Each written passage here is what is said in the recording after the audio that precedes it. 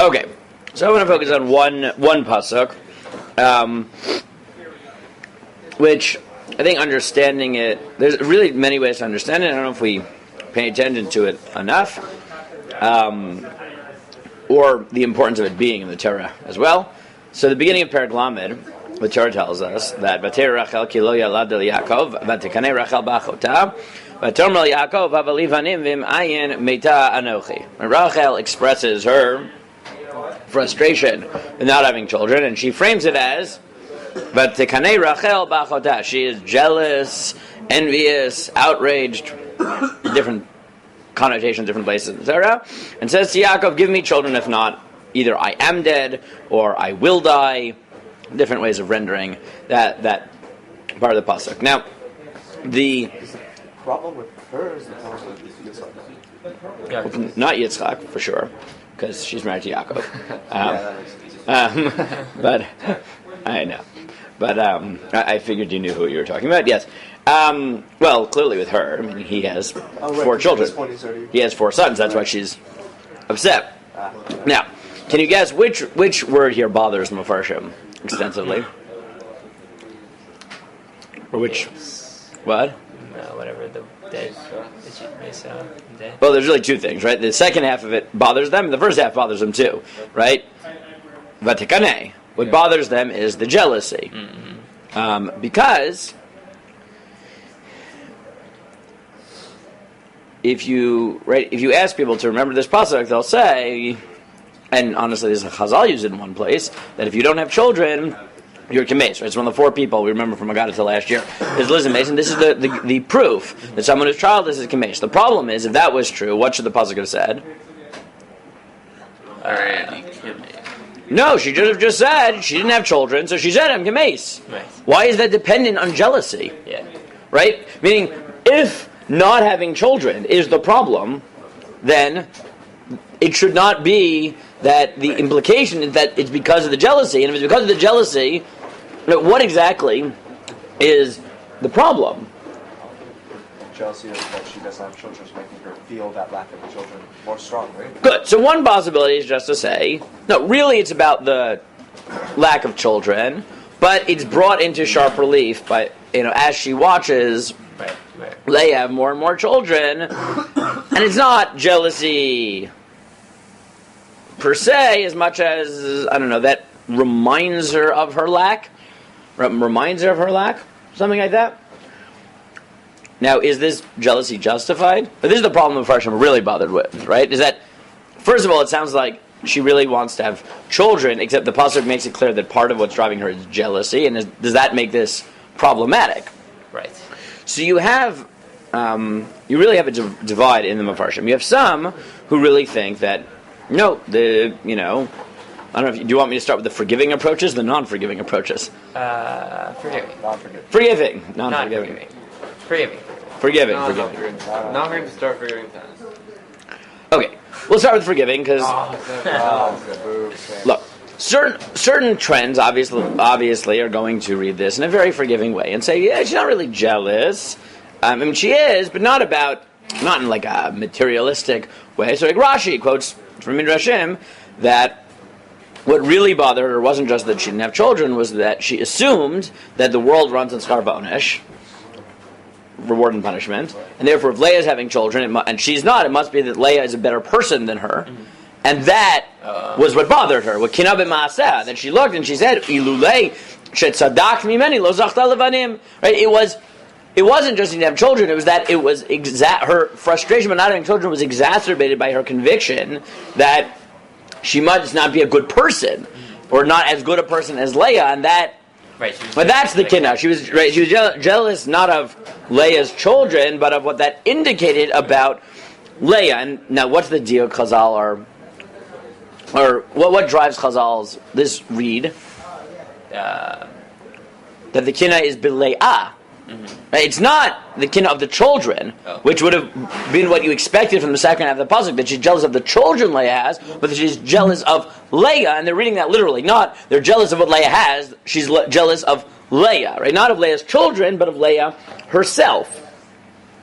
And that's sort of one way you could you could take it. Now there are others that they say really she is jealous of the children. She really is jealous of the children.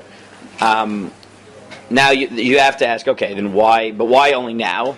Right? Why only now is she if she really just wants children, then Because now she knows that she's not furthering the Jewish people. Right. So look, you have different ways. The Chizkuni takes it and says it's not that she didn't begrudge. Really, the question is, right? Did she begrudge Leah? Right. So Chizkuni said it's not that she begrudged Leah for having children. The problem was that they knew B'Nevuah that there would be Yud Bet Shvatim, and therefore once Leah had the fourth, she was jealous because she realized that she wouldn't even have her own share. Meaning, and if I had to put the Chizkuni slightly differently, I would say it wasn't that she begrudged Leah. What made this moment worse was that she realized at some level her infertility was forever. Meaning, even if she would have children, she would have less than she's supposed to. Right? And that's really, it's not that she is, right, it's, the kinna is, right, this is a somewhat forgiving read. Meaning it's saying, look, it's not that she begrudged Leah having children. It's that until now she thought, okay, maybe Leah will have children, I'll have them later, but I'll still have 3 children, I'll have the family I believe. And suddenly she sees Leah as a fourth, and she realizes, even if I ever have children, I'm not going to have the family I wanted, and maybe I'll never have any, because once Hashem isn't breaking up 12 into 4s, right, into 4 sets of 3, so then, right, and that is what drove her pain, was to realize that there is a permanence to this, right? Because you can imagine the panic at that point, right? I'm not going to have 3, but maybe I'm not even going to have 2. Maybe I'm not even going to have 1, right? Once you see that Hashem isn't set on giving equal, now that is, Rashi is, let's say, the most forgiving, right? This is pretty forgiving as things go. It's saying, it's not kinna per se of Leah. She doesn't begrudge Leah.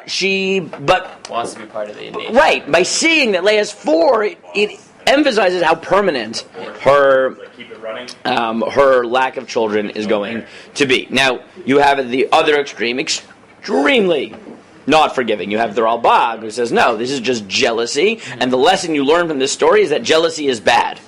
Right? That is what you learn from this story. The Ralbag, right? The Ralbag writes, he gives you his parish, and then he has what's called the To'aliyot, which is the lessons you're supposed to learn, which are very funny, because sometimes they're moral, and sometimes they're religious, and sometimes they're pragmatic.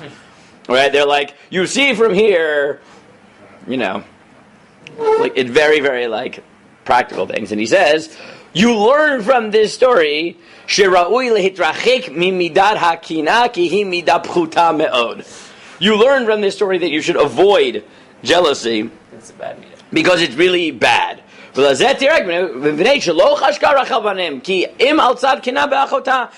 how I know that? Because Rachel really didn't, it wasn't the children, it was just jealousy. That's what drove it. That's how you read it. And he said, now he's even more harsh, and he says, that's why she didn't have children until this point. Because she didn't really want them. She was just wanted it because she was jealous. That's why God didn't give her children. And even when she had children, she died while having children. Right? That is the least forgiving read you could possibly come up with. Right? That is beyond harsh in this. Now, there's another school of thought, which is to say that it's a bit more complicated. Right? That she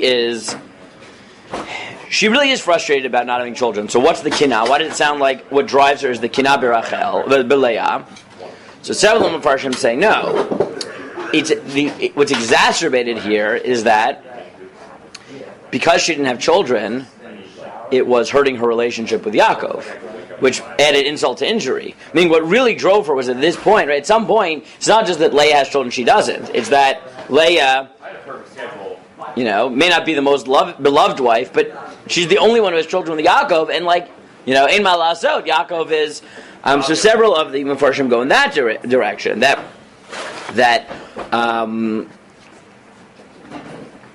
and that's why she's so. Right, and that's really the tension here, is that in addition to not having children, what makes it worse is that she feels that this is affecting her other relationship, which obviously makes it worse, right? And okay, and look, there are other nuances here, but let me make a point here that is sort of different than the types of point I usually make. One of my good friends, so him and his wife suffered from infertility for many years, and eventually his wife started an organization. They did eventually have children. Started an organization to help people who are going through infertility.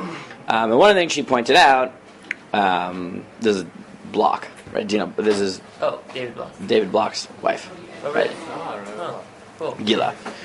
So Gila pointed out, she started an organization called Yesh Tikva. And one of the things she pointed out, she points out every so often, is that it's very strange that Tanakh, right, Bereshit spends so much time talking about infertility, and it's very rarely spoken about, like from a Torah perspective, like in shul, right? It's something that affects 1 in 8 couples. It's something that the Torah talks about extensively, but people just sort of, it's an uncomfortable topic, so people don't talk about it. So it becomes hush-hush, and that adds to the burden. But when you look at the psukim, it's actually beneficial to realize, especially in this pasuk, that a lot of the things that people talk about, and you're not thinking about this yet, but keep it in mind for years from now when, God forbid it happens to you, but it will happen to either you or someone you know. That's just realistic, right? That's just the reality. The Torah tells us the struggles that the Avot and Imot have because, right, so we can learn from them. And what you see here is that in addition to the localized problem of infertility, right, it affects other things. It makes people feel lesser about themselves, right? It makes them think, am I not as good of a person that I don't deserve it, right? It affects relationship with the spouse, right? All these things are real, right? And according to Mefarshim, the Torah is telling you that this is Rachel's struggle. It's not just a struggle of infertility, that all the things that people talk about, the Avot and Imot were going through also. And if we don't realize that the Torah told us that, partially probably to help us to identify with the struggles, to have compassion on the people who are going through it, or to help us find identification if we're going through it, right? If we don't notice that when the Torah is yelling at us to notice it, like it's been, right? When are you going to notice it, right? And it's, I think, therefore worth taking a moment to, especially since this is, when you think about it, a trope of Sefer Bereshit. It's not like this is like I'm making a madrasha from something that exists. It's literally every one of them struggles, and they all deal with it in different ways and have different types of struggles.